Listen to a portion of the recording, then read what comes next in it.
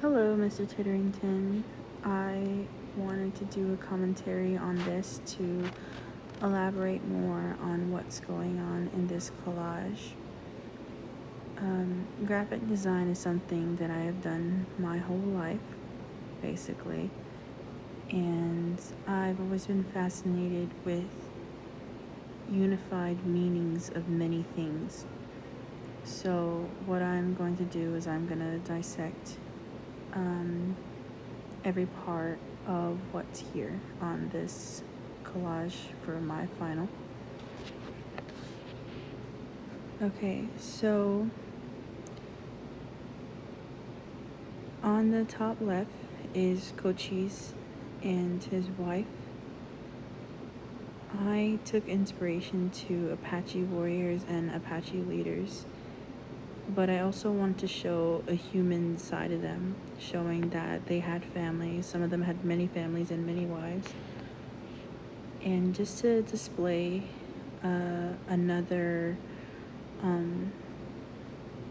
representation of, native love and native family, basically. And yeah, in the center is Geronimo, which we all can't ignore.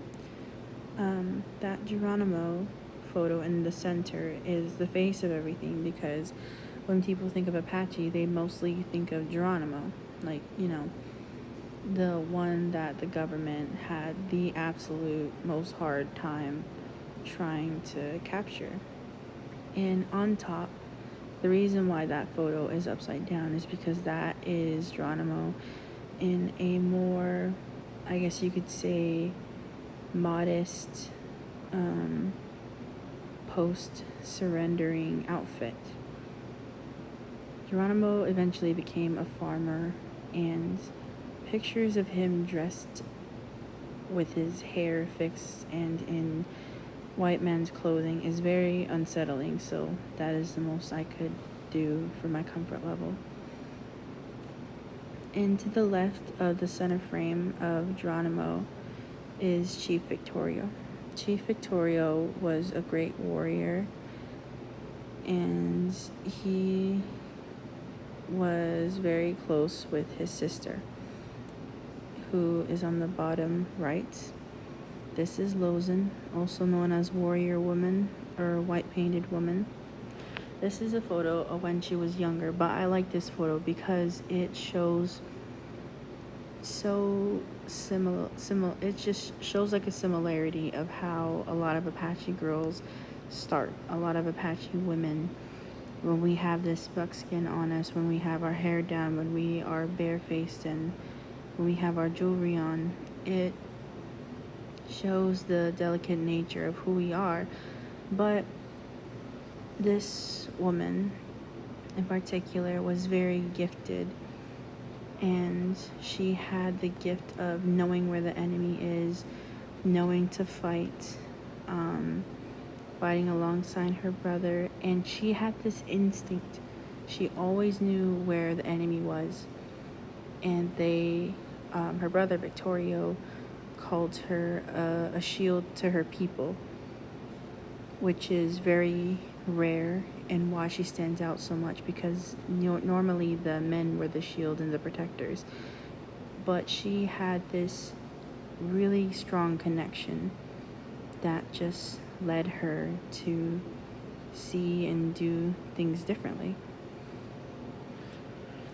Okay, the picture left to Lozin. Oh, I'm sorry.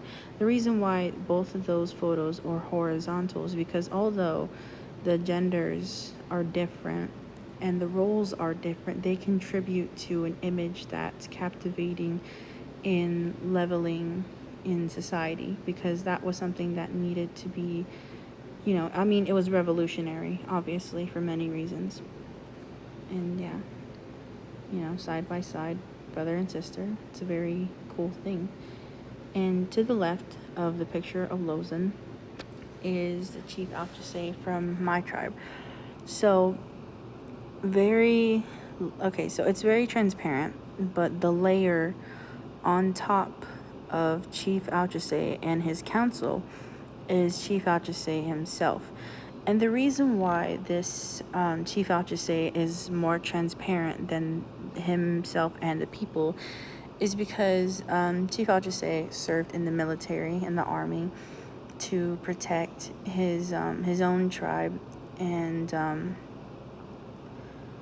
he fought in the military. He had a lot of medals, and he was really respected with the U.S. government. He was an Apache Scout, which is what our newspaper is named after, and the main activity center where everybody has like games, big event ceremony, like, you know, big stuff. That's called the Chief Alchese Activity Center. And I went to Alchese High School myself, and Alchese High School is, you know, such a, I feel like it's a big name in Arizona because of basketball and our culture and just being Apache in general. And Chief Alchese he put himself on the line, and he went within the system to help his own people. He still fought for us, but sadly, colonization kind of makes you go against your own people every now and then. But him and another officer communicated to Geronimo in order for him to step down to protect their tribes, to protect their people.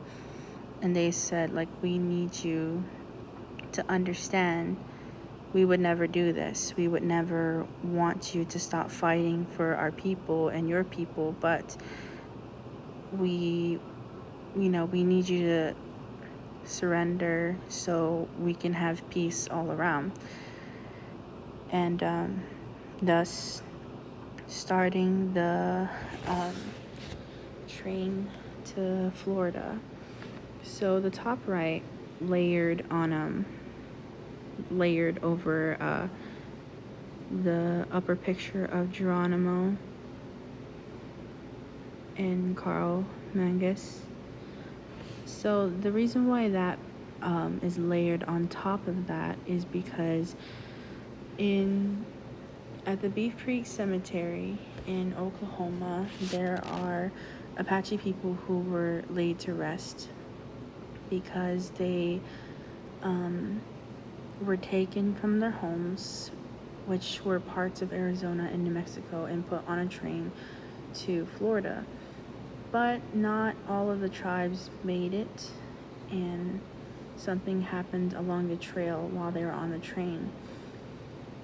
They were prisoners of war, basically, and they were set up in camps, some in Florida, but they ended up resting in Oklahoma, which started other branches of Apache, like the Fort Sill Apache.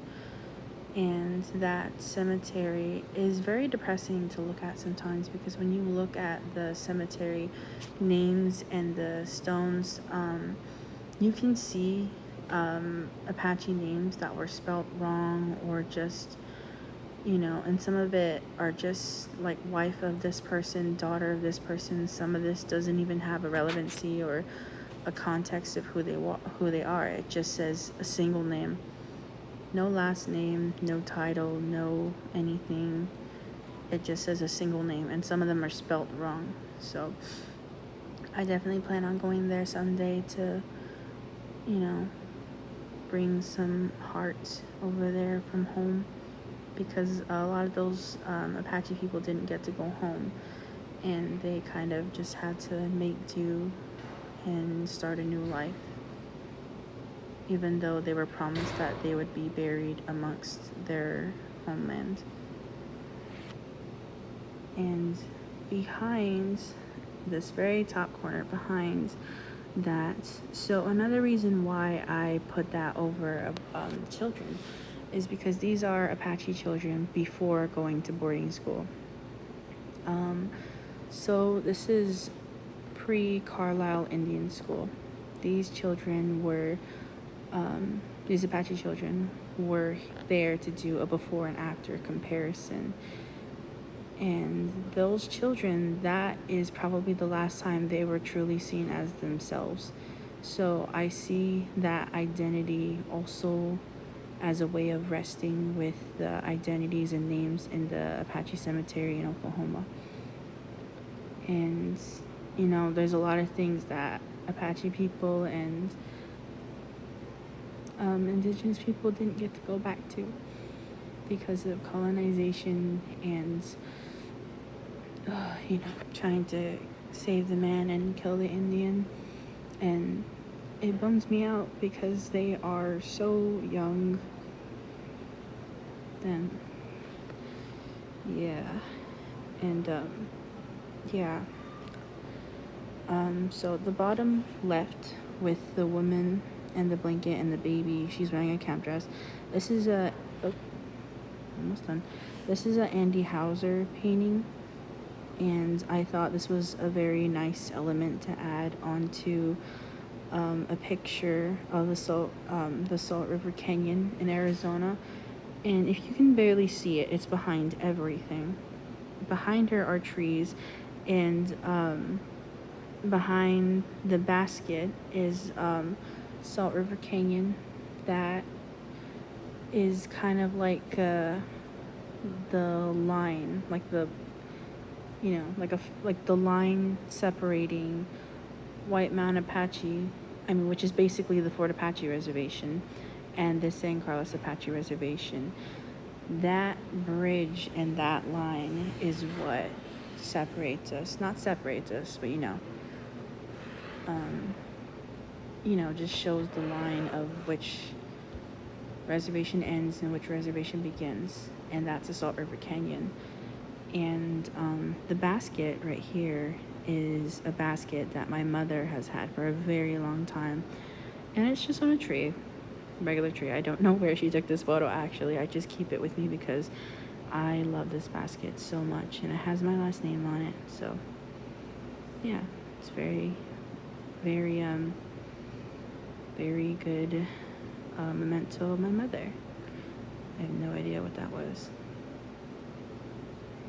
I don't know what's going on here. Okay, so and the 4 lines of triangle represent art, which can be seen anywhere in indigenous tribes, but I chose these specifically to just layer it because